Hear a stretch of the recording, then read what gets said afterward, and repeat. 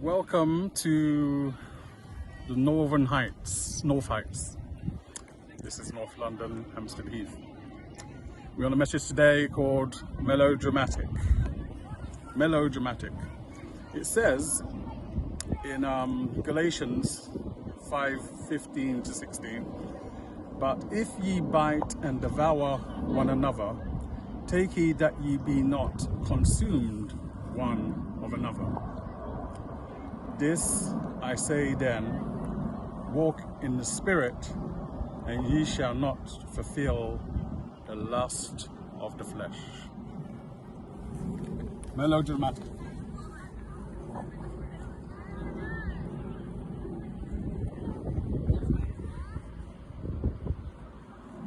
Melodramatic. That is the message. Galatians 5:15 to 16.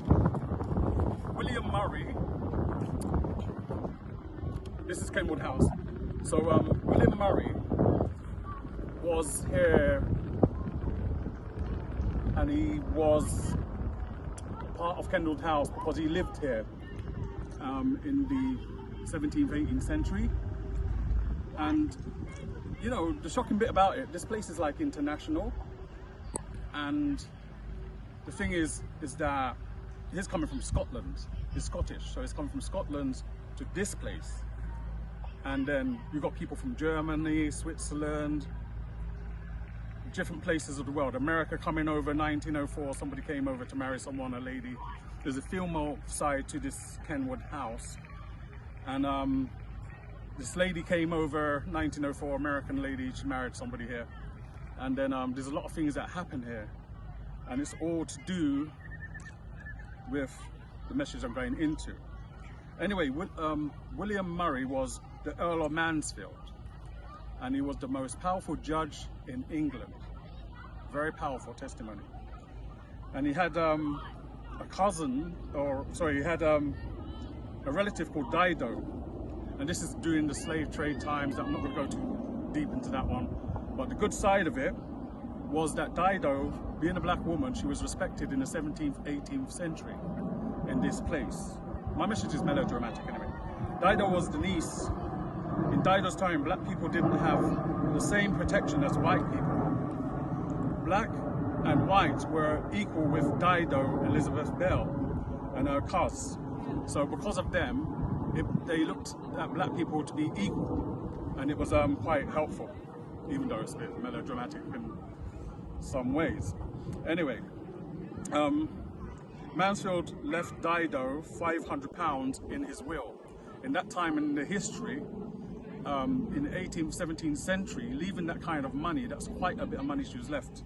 And it was left for her, and he declared her in his will for freedom, so she's not into the slave bit and slavery, and declared her freedom.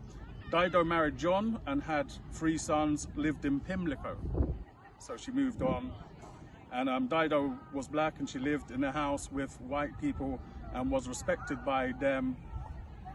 Hey, that was in the 17th, 18th century. 17th, 18th century, this was happening, that she was that way, yeah. And there's quite a bit of talent coming from this era. You know, there was somebody who was founded in the 1577. She was huge in England, and she was an artist, and she was from Switzerland. Her name was Angelica Kaufmann. She was born in Switzerland. She was a painter. She could have done music as well. I'll go into the music part of this Kenwood house too. And she had great wealth throughout her career, and she was a great painter. And there was a part of it that there was she couldn't really do like the nude scene, like people who had the nude parts, and she would do her artistry.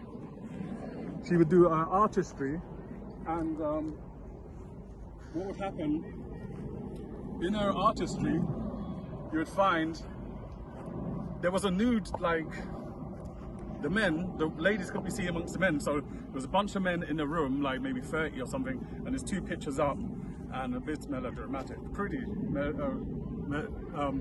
melodramatic, pretty melodramatic. They were in the room, and basically what happened was these 2 pictures were female, and they kind of shooed away from women, like being amongst men, you know, the nude stuff when they're painting pictures of male and female, you know, stuff like that. So there's a lot kind of going on. And this lady Angelica, she was like a painter from Switzerland, and you know, she passed away. She was in Rome. She passed away and she was buried in Rome, but she was a highlight of the day of art, and you know,